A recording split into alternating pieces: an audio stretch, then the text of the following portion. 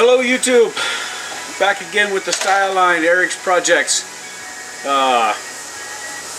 Tonight I'm going to try to get a heater core in this thing. Might be a couple day project, we'll see. Several weeks ago, probably a month ago, the heater core started leaking pretty bad in the car. You turn the fan motor on and blows the telltale coolant on the windshield and runs out on the floor. Anyway, after much research and looking on Spectre's website with all their heater cores, looking for dimensions, the closest thing I've come up with is a heater core out of a 1973 to 1991 Chevy GMC truck. It's copper. The width and height are similar to the factory one. Let me grab the factory one. Alright. The factory one here is a 3-inch thick heater core. These are very expensive to get recored. I was quoted about $350 from the radiator shop here in town. And I just didn't want to spend that much, so I figured, what the heck. I'll see if I can find something that fits or is close. There's a guy on YouTube who, if you search 54 Chevy station wagon, he used a heater core out of a mid-90s Ford Explorer.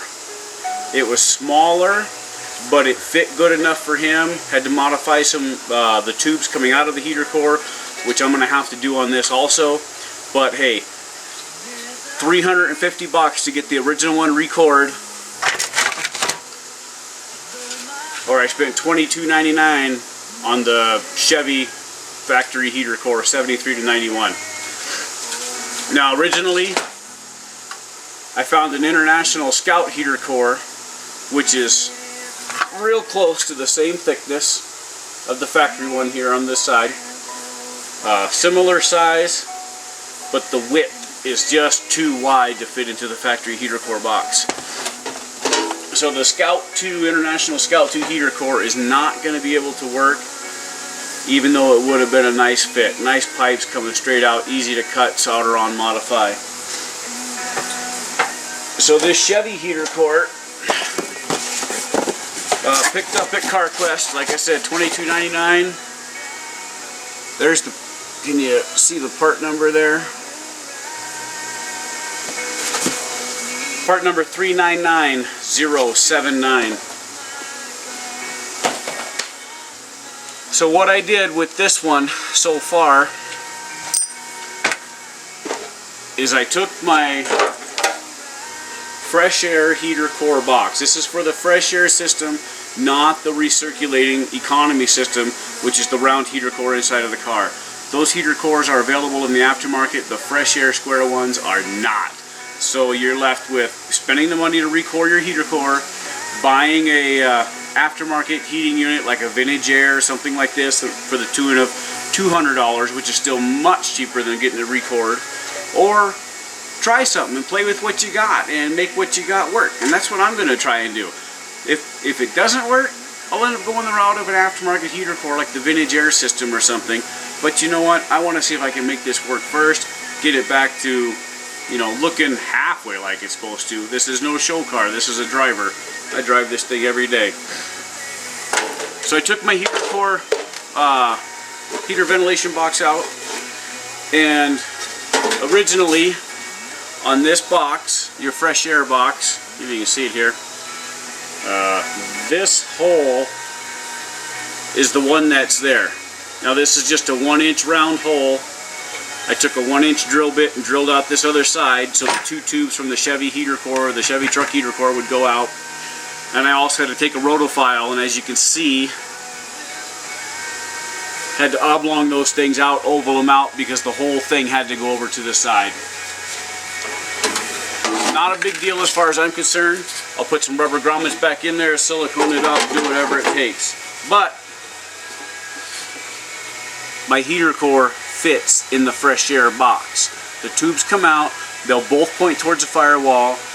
I believe I can hook the hoses up to them just fine. Once I get this in, I may decide, you know what, I'm going to cut one of these off and solder on or sweat on a 90, little copper fitting 90, which will sweat right onto these, and just to put the hoses in more of an accessible place to reach the heater valve that's on the firewall.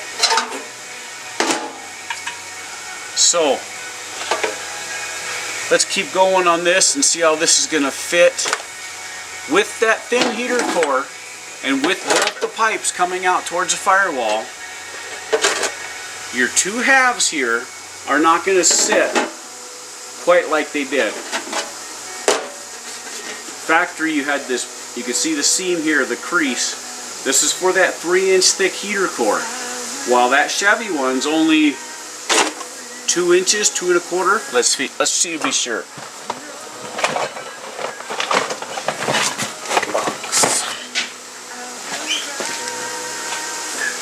This Chevy heater core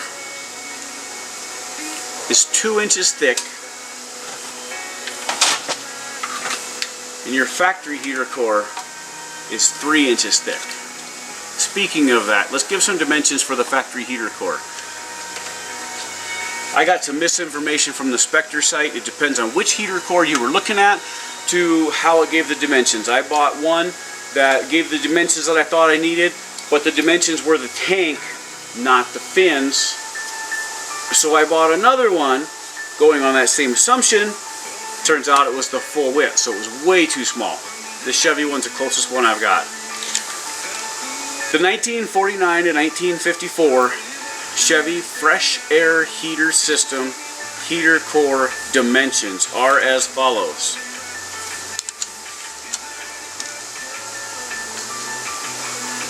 The whole thing,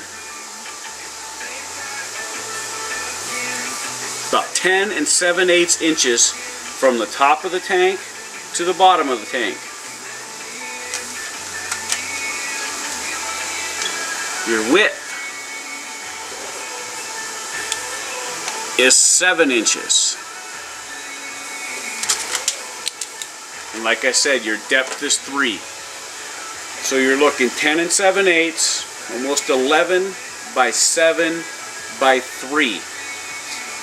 For those that looking for the dimensions for this, there it is. I know I looked for a long time. I'd have been glad to find that information.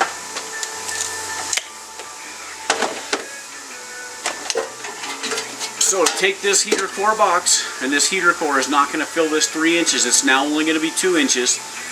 And I want it sitting up against the flange in here, these flanges, so it doesn't rattle around. I'll have to pack it with some foam or something anyway, a block of wood, I don't know. So this needs to sit inside, and it needs to go in, but this bolt is a bracket. This bracket is where it bolts to your inner fender well through a screw here. I'm going to take this bracket off. I'm going to push this part of the heater box is by the battery. I'm going to push that into where I need it, get everything set, and at the end I'll come back and either put this back in the same place or drill a new hole and make a new hole in the inner fender to bolt this thing on.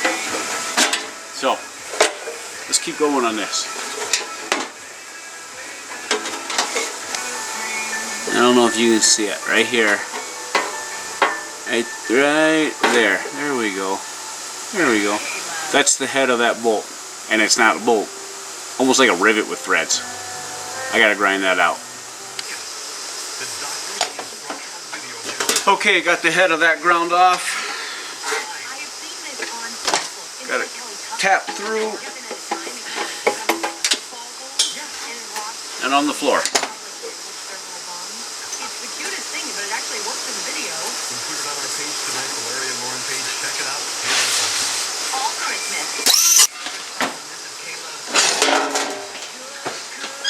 Can't flatten it out a little bit. Perfect. Okay. Put the two halves back together. Okay. Now if you can see, this is where that bolt hole is.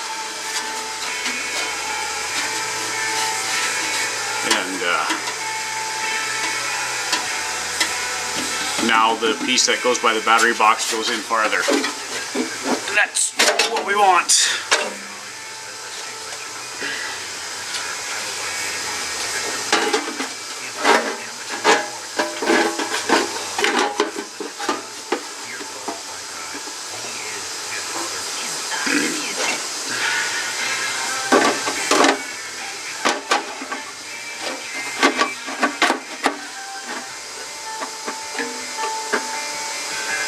Right, that looks great.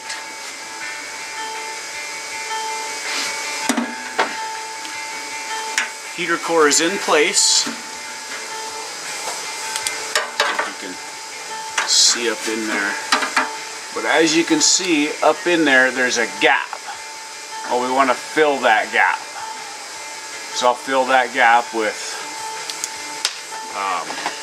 whether it be some foam or a piece of plate, whatever it may be. Get that taken care of. Oh, that fits nice. Boy, that's not much at all. It's probably only about a ½ inch a gap. It shouldn't be hard to fill.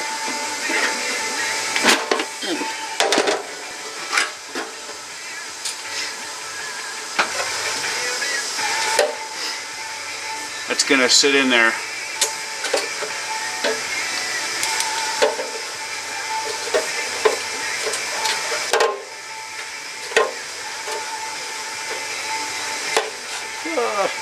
Can't hold it in place. It's going to sit in there about like that.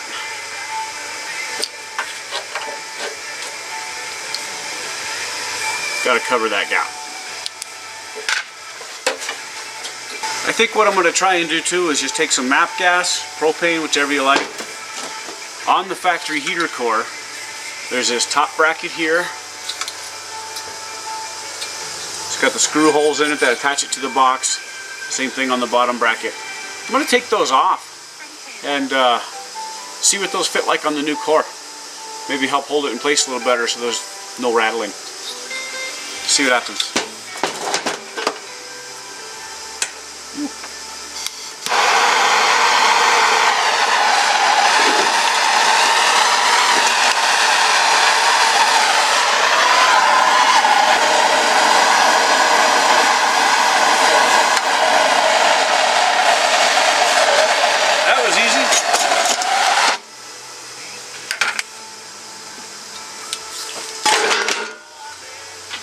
This off to the side, try not to burn myself on it.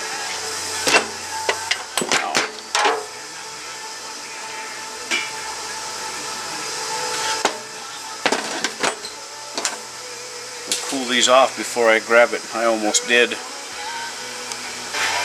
Okay, I've unsoldered those two brackets. Test fitted the core up against the bracket.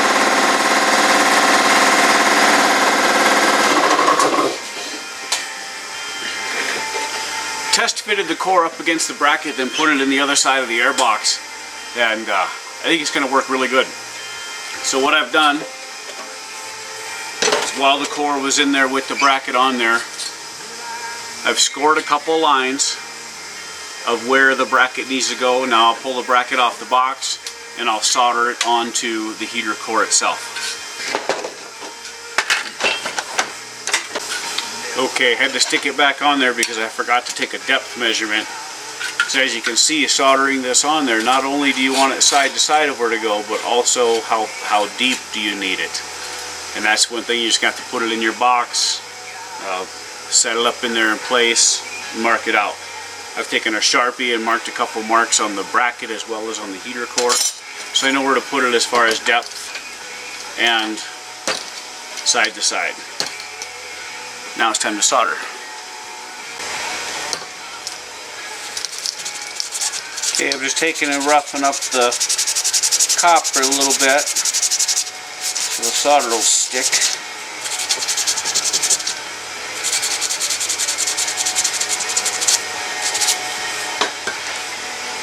And if it's anything like the old one, it doesn't take much solder at all.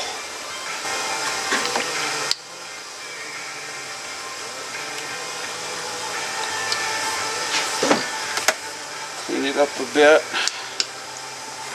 Get the oils off of it. If you've seen some of my other videos on the brakes and different things and the oil doing the valve timing, you'll know that I really like isopropyl alcohol. Just regular rubbing alcohol, 91%. It's cheap and it cleans very well, leaves no residue.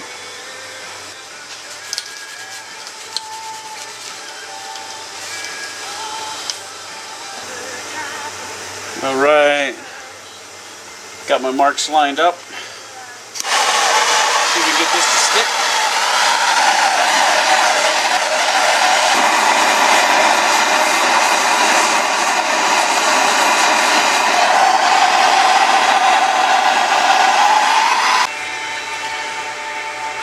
Well, I wasn't able to get that soldered on. I started trying to solder it and recalled I need flux. So I went to look for flux, no flux. Ran to Walmart real quick, no flux. So I'll have to pick this up again in the morning when Ace Hardware is open and pick up some flux and try to get this thing soldered on again. Thought about doing something like some JB Weld or something like that, but you know, if the cedar core is bad to start with or fails again, I need these brackets because I don't think these brackets are going to be easily to get part, and I'd rather not make them. I'd rather just keep the ones I got. So it's almost 1 o'clock in the morning. I'll pick this up tomorrow. Have a good night. Hello again, YouTube. Good morning. Went down to Ace this morning after I dropped the kids off at school and got some flux. And so let's try this again of soldering these factory brackets from the factory heater core onto the Chevy truck heater core.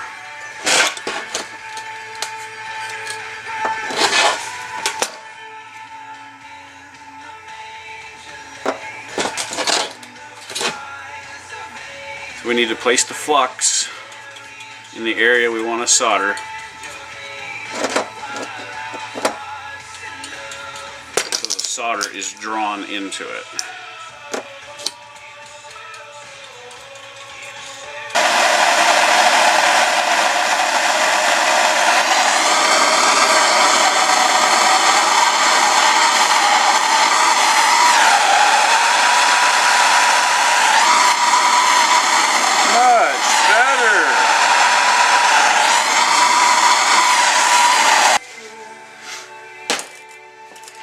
Much better. Much better.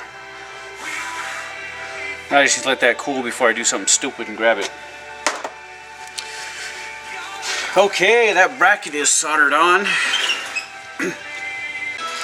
Okay, with the heater core screwed in with the bracket soldered onto the heater core.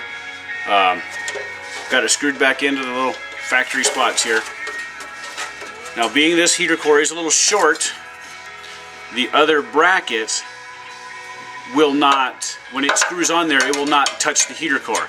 So what I'm going to do is I've flattened out the flange where it screws on with these 3 screw holes here, and I'm just going to bend it a little farther down so that way it screws on, comes down, and comes down flat with the top of my heater core, so I can solder it onto this, so this will be bolted to the air box. So what I've done with this bracket is I measured out from the holes to the top of the heater core, and it's just over 3/4 of an inch. So I've scribed a line. You kind of see it there. Scribed a line on this bracket of where I need to bend it at. Now note, I did have to flip this bracket around too. Normally the bend would going up this way. Now I need it to go this way. That way it'll line up with the screw holes and then sweat onto the heater core. Okay, we got the other bracket bent and screwed in a little bit to get in place. Now the flux is on. Let's solder this one up.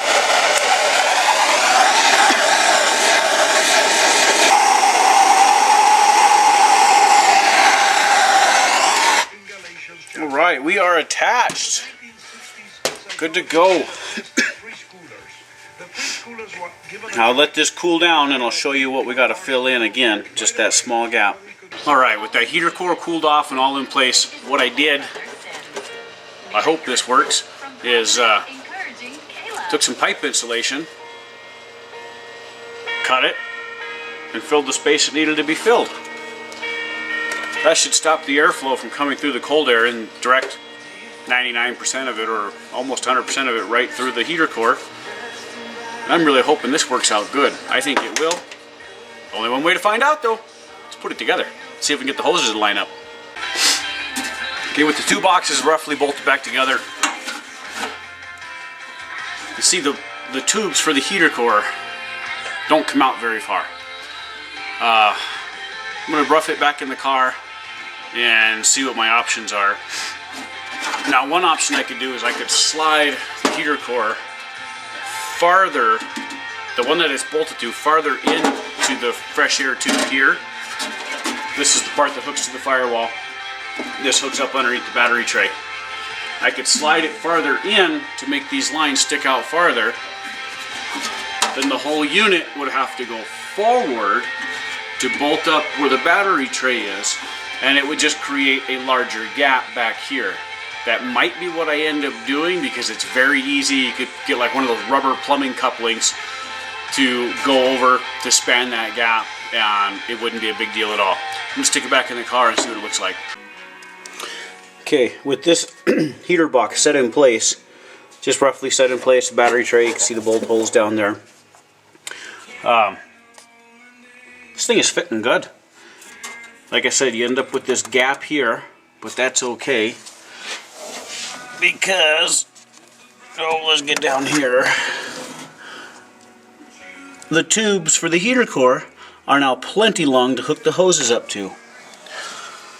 No cutting and sweating on pipe, nothing.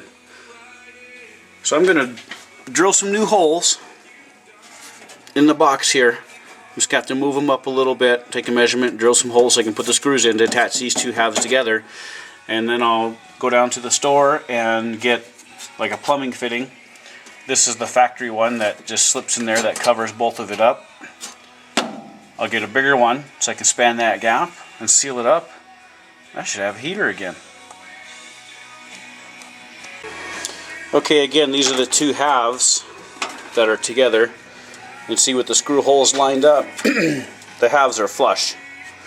But with the halves flush, you don't get the length you need for the tube sticking out. So I'm going to push this in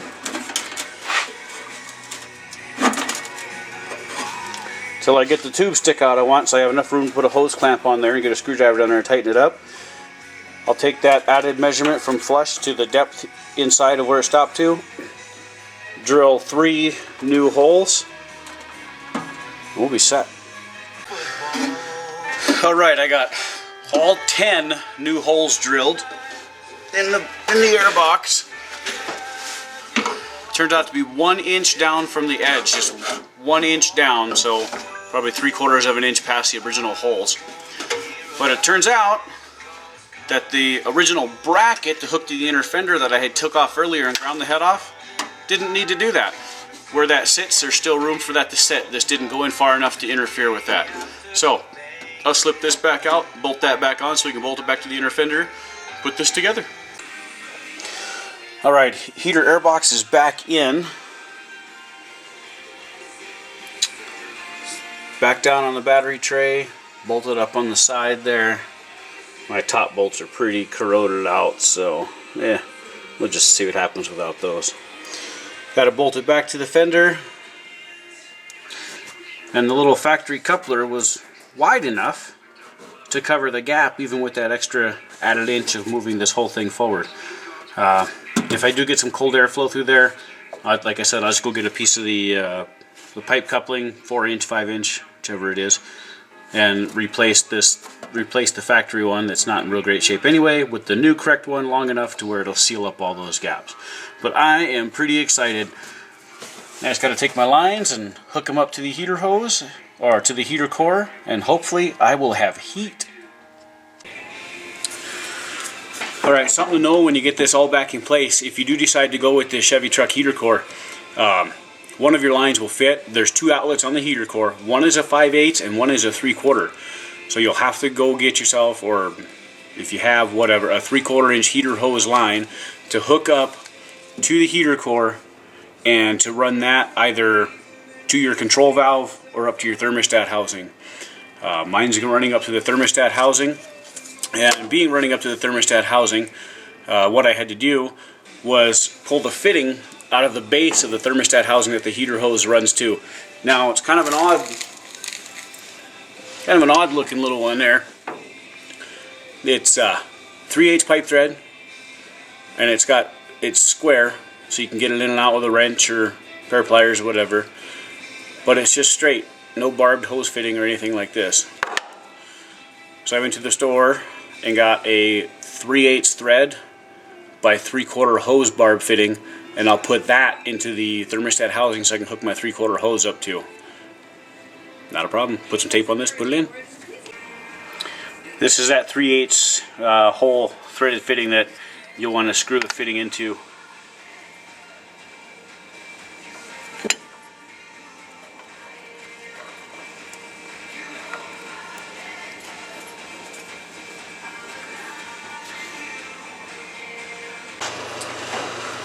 Heater hose is on, hose clamps are on, the new fitting's in there nice and tight. That fitting takes a 13/16 deep socket to make it go on real nice and easy. We should all have one of those for spark plugs, right? Coolant's topped back off from what was lost, and I don't have an overflow tank, so it loses it on daily drives anyway.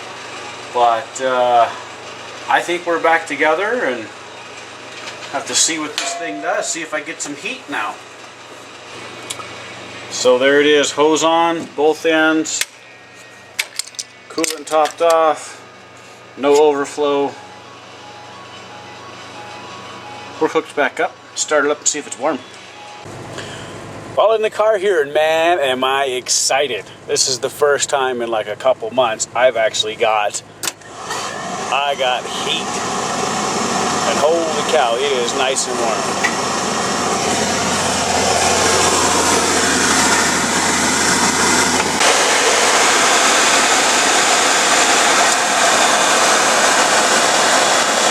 If you can hear it or how well, but that thing is ripping, and it is ripping heat. No more coolant on the floor. I got good defrost, no more ice on the windows. This is awesome. I'm so thankful.